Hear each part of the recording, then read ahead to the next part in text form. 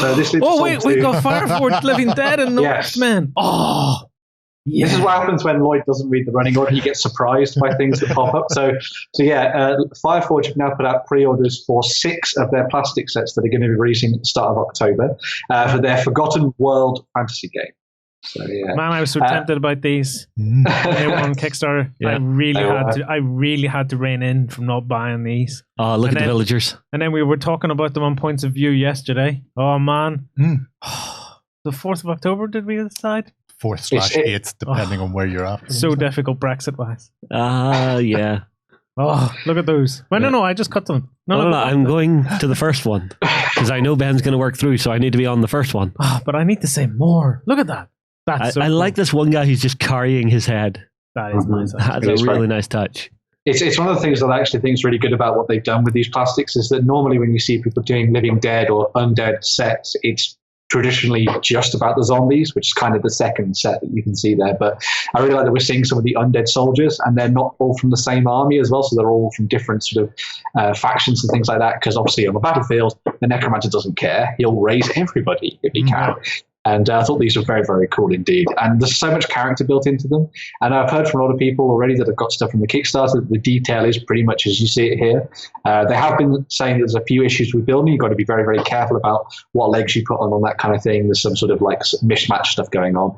But apart from that, these are meant to be pretty damn good plastic kits. And as you can see, they've got lots of undead options there, as well as the Northmen, who are definitely not Starks. But yeah, so some cool stuff. Not Starks. Well, one thing is Fireforge have been doing plastics for a while now, and they've all been great kits.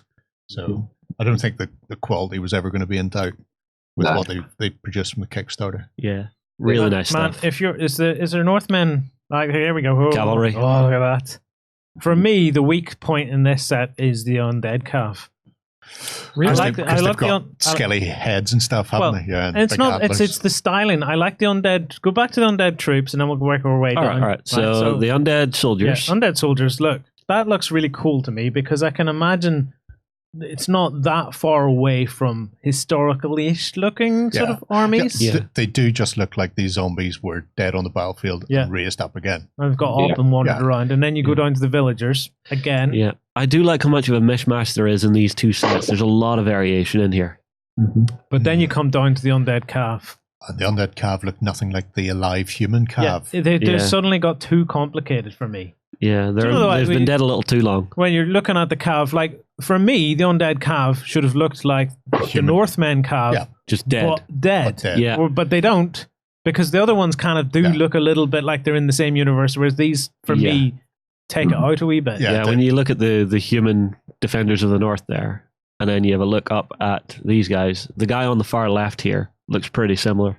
Yeah, they've all got similar style. Now, what I will say is, this fellow on the far right with the bassinet that's held open.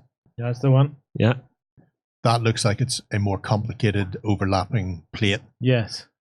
So they might release a heavy cavalry matching that, in which case you might get the heavy cavalry that matches the undead. Maybe.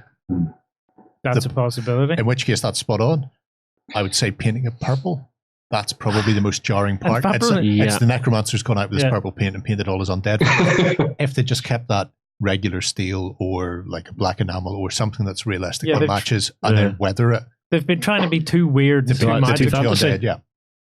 that I liked about it was the sort of zombie-ish skeletal nature of the horses. I think that was a nice mix between the two, rather than doing them entirely skeletal or entirely zombified.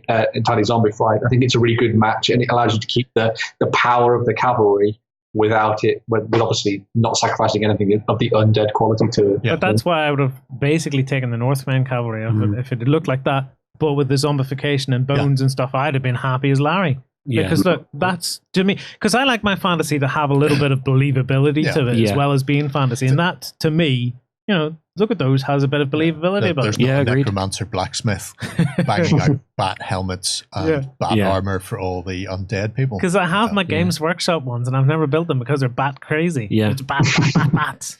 Everywhere. Everywhere's bloody bat wings. If they don't have that, then that's all those necromancer blacksmiths out of business. Who are they going to sell the bat winged helmets to and what about their necromancer family? They need food.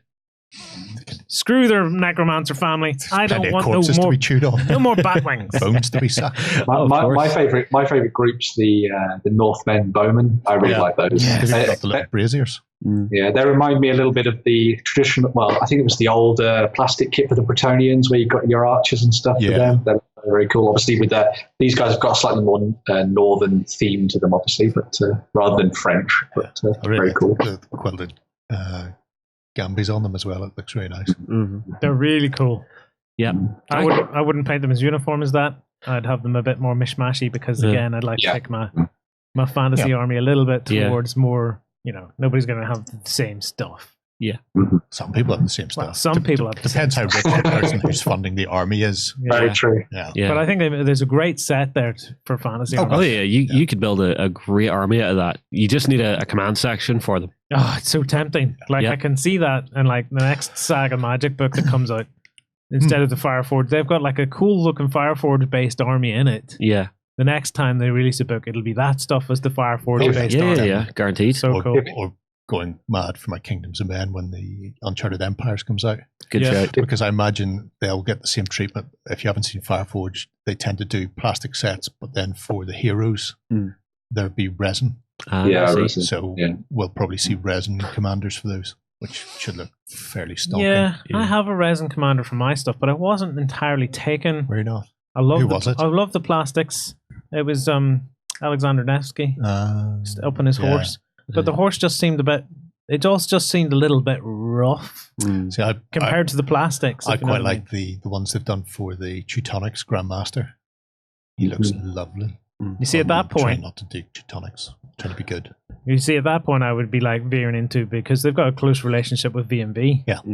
If I was going down that route, I'd be like, I'll get some V&V resin stuff as my bulk out my troops with the Fireforge plastics, and then whack the V&V guys in. Yes, Ben. There's a company called Black Scorpion that have done a new range of fantasy miniatures, and they're kind of around.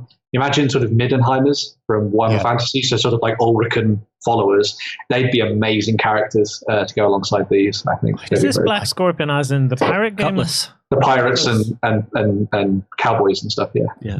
I still want to get a game of Cutlass on at some point. I bought the rulebook, I bought miniatures, I never got to play. Do you know what you need? You need a solo rule set. Solo rule set. Okay, that's a reference to Pointless Views. Go check it out. Yeah.